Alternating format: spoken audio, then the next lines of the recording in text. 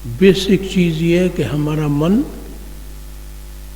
जो है शुद्ध हो जाए, और इसका केवल एकमात्र जरिया है किसी शुद्ध मन से इसको जोड़ती है। जोड़ने के लिए जीवित चाहिए, इसीलिए उन्होंने लिखा है जीवित गुरु की आवश्यकता पड़ती है।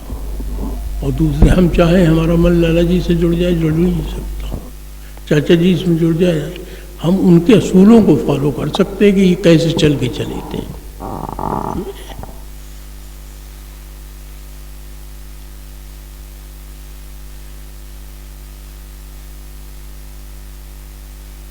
हमें सपने में या वैसे इसलिए दिखाई पड़ते, हमने उनके फोटो देखे हैं। बहुत से ऐसे भी हैं जो दिखाई पड़ते हो हम पहचान नहीं पाते कि उनके बारे में हमारा वो ही नहीं है। तो बस खाली यही करे रहिए, और हर व्यक्ति को अपने मन को 24 घंटे वाच करना पड़ेगा। ये 2 वक्त का ये अभ्यास है केवल। अभ्यास अलग है, पूजा अलग है, लक्ष्य अलग है। हमें अपने लक्ष्य से मतलब होना चाहिए। बच्चा हुआ हर चीज़ का यहाँ बदला है, अच्छाई का भी बदला है, बुराई का भी बदला है। तो जब हमने बदला दे दिया ईश्वर ने, तो वो काहे को हमारा वो हो गया।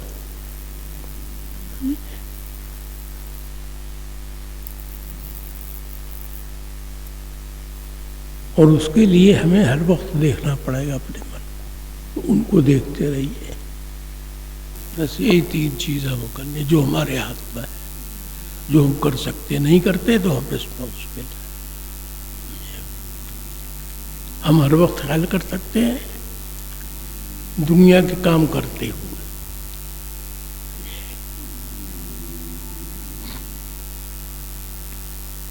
तरीके उम्र के हिसाब से होते हैं।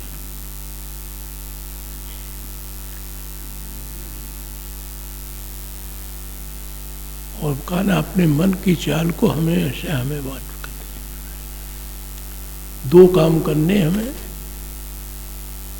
बेलौस सेवा करनी है और आज्ञा का पालन करना है।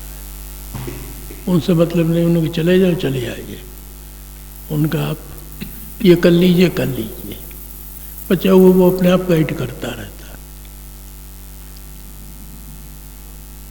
और किसी वक्त भी उनके ख्याल से काफिल ना, यही सबसे बड़ी पूजा है। यही है सब चीज़। बच्चे हुए जो शगल है, अभ्यास है, ये खाली इसलिए है कि हमारा टाइम मन चेंज चाहता है, इसलिए ये सब चीज़ें। क्योंकि जितना हमारा खर्चा है वो सब दिखावे में है कि वो बुरा मान जाएंगे, वो बुरा मान जाएंगे। तो हमें ये भी देखना चाहिए कि हमारी पॉकेट क्या अलाउ कर रही है और किस में हमें कितना।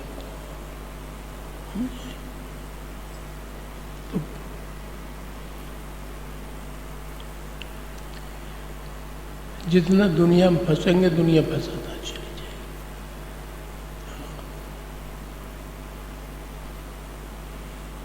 और जब दुनिया में कोई फंसता था, चाचा जी महाराज साहब कहते थे, खुद फंसी बुलबुल जाल में क्या कथा सैयद की। उसने तो जाल बिछाया ही था कि कोई ना कोई फंसे। और हम कहते हैं कि साहब ईश्वर को दोषी बनाते हैं, ऐसा उसने ये किया। तो उन्होंने कहा उससे तो उसका काम ही है दुनिया का कि मनुष्य को फंसाएगी। और इसी में दुनिया छोड़ने से भी काम नहीं चलेगा, क्योंकि हम शरीर से छोड़ते, विचारों से दुनिया को नहीं छोड़ते। और इसी में रह के हमें सब काम करना है।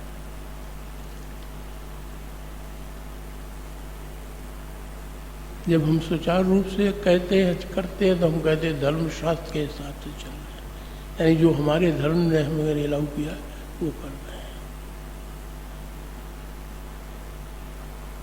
और जब वो करते हैं तो लोग कहते हैं साहब बड़े फिजूल खर्च आदमी थे। उसमें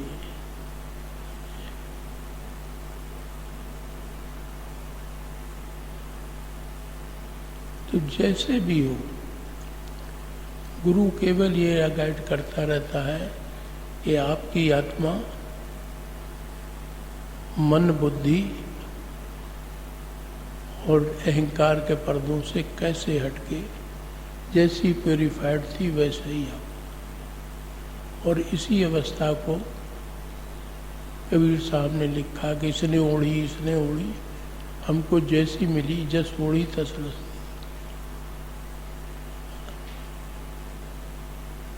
और ये हर व्यक्ति अपना स्वयं जज कर सकता है और किसी का कोई डैमेज नहीं। तो उनकी तो दया हर वक्त है, कृपा के लिए पात्र बनना पड़ेगा, आशीर्वाद के लिए उससे ज़्यादा वो होनी पड़ेगी। हाँ, तो किसी तरह बन जाओ, आपके लिए वही अच्छा है, किस तरह से उनके दिया होकर फिर उसकी कृपा और उसका शुक्रिया भी करना पड़ेगा।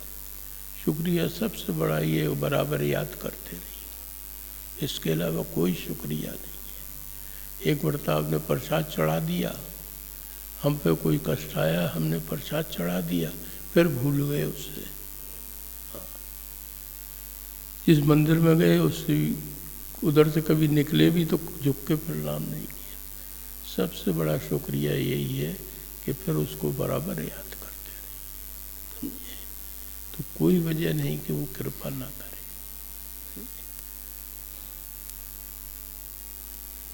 यही बाबू ब्रजमोहन लाल जी कहते, जब ऐसी सुहागन हूँ तो क्यों कर न पिया चाय। तो हमें पात्र बनना पड़ेगा, पात्र में भी सबसे जितना बेस्ट से बेस्ट बन चले जाओ। दुनिया जिस तरह से भी निभे, लेकिन ये 4 ऋण जरूर निपटा देना। ये 3 ऋण तुम्हें निपटाने होंगे। और जैसा लाला जी महाराज साहब का था कि हम पहले उसे अच्छा इंसान बनाते हैं, जिसका हम दावा भी कर सकते हैं कि हमारी सोहबत से लोग अच्छे आदमी बन जाते हैं और मुकम्मल इंसान बनाने की कोशिश करते हैं। उनने कहीं नहीं कहा हम किसी को मुकम्मल इंसान बना लेंगे, क्योंकि ये बाइलेटरल प्रोसेस होता है। अभ्यासी को भी उतनी मेहनत करनी पड़ती है, उनके कहने पर हूबहू चलना पड़ता है। और बेसिकली इसी को नक्शे कदम कहते हैं। ये नहीं है कि प्रार्थना हो रही है हमने भी प्रार्थना कर ली, ये नक्शे कदम नहीं है। जिस तरह से उनने लाला जी महाराज साहब के पिताजी में सब रईसों के अवगुण थे। एक साहब ने कह दिया, उन्होंने कहा देखिए आपको मुझसे फ़ायदा नहीं हो सकता, आप जा सकते हैं। आपकी हिम्मत कैसे पड़ी मेरे पिताजी के बारे में ये कहने। तो उनने सब चीज़ें, और जो बेसिक फंडास को नहीं कवर कर सकता वो बेसिकली लक्ष्य को प्राप्त नहीं कर सकते। लक्ष्य हमारा यही है कि इसी जन्म हमारी मोक्ष हो जाए। मोक्ष का मतलब ये है, ये नहीं आपका जन्म नहीं होगा, जन्म होगा जब भी आप पैदा होंगे, ऐसे घर में पैदा होंगे या ऐसे वातावरण मिलेगा जहाँ ईश्वर का नाम अपने आप होता रहता है। दूसरों के लिए इसकी तलाश करनी पड़ती है, समझे। उन्हें किसी न किसी फॉर्म में हर एक को किसी का देख लिए, कबीर साहब को भी गुरु मिल गए, जितने हैं कोई ना कोई फॉर्म ज़रूर मिल जाती है उसे, जो आसानी से उस लक्ष्य को पूरा करा देती। तो इन 3 ऋणों को हर मनुष्य को कोशिश करनी पड़ेगी। बचा हुआ वो अच्छा दुनियादार बन सकता है, नेक इंसान बन सकता है, लेकिन लक्ष्य नहीं। उसको भी फिर लौट फेर के भोगने के लिए ही आना पड़ेगा। ऐसा व्यक्ति जिसकी मोक्ष होती है वो आता है, जिनके ज़रिए उसे भी भोगना होता है। बचा हुआ उसने ईश्वर का नाम काम किया और फिर उसी के लोक में वापस चला जाता है। कष्ट और सुख दुख उनको इसलिए होते हैं कि इस जन्म में भी उनसे गलती होती है, कमियां भी होती हैं और लोगों के ज़रिए भोगना पड़ता है। हमारे गुरुदेव का भी ये था, जहाँ किसी ने अपने माँ बाप की शिकायत की उनकी थ्योरी बदल जाती थी। जहाँ उन्होंने कहा हमारे पिताजी, तो फिर उसकी तरफ देखा, वो कभी मुखातिब भी नहीं होते, कहते थे बेटे जो ये अपने माँ बाप का नहीं हो सका वो, और सबकी बुराई वो सुन सकते थे, लेकिन माँ बाप उसकी बुराई नहीं कर सकते। तो ये क्योंकि इनके हम ऋणी होते हैं, बच्चों के जरिए जितने और हैं, चाहे वो कितने ही हों, उनके ज़रिए हमारा कुछ भोग उनके ज़रिए है, उनका भोग हमारे ज़रिए है, समझे। तो जिसका पहले तो कर्जदार, लाला जी ने लिखा है कर्जदार की मोक्ष हो ही नहीं सकती। तो यही 3 कर्जे हम पे हैं जो हर मनुष्य को चुकाने। तो इसको अपने जीवन काल में मरने के बाद कोई कर्जा नहीं चुकता। तो ये तीनों कर्जे हमें इसी जीवन में चुकाने हैं। बच्चा जो कुछ भी करते हैं हम अपने लिए करते हैं, और ये करता है अपने कर्जा चुकाने के लिए।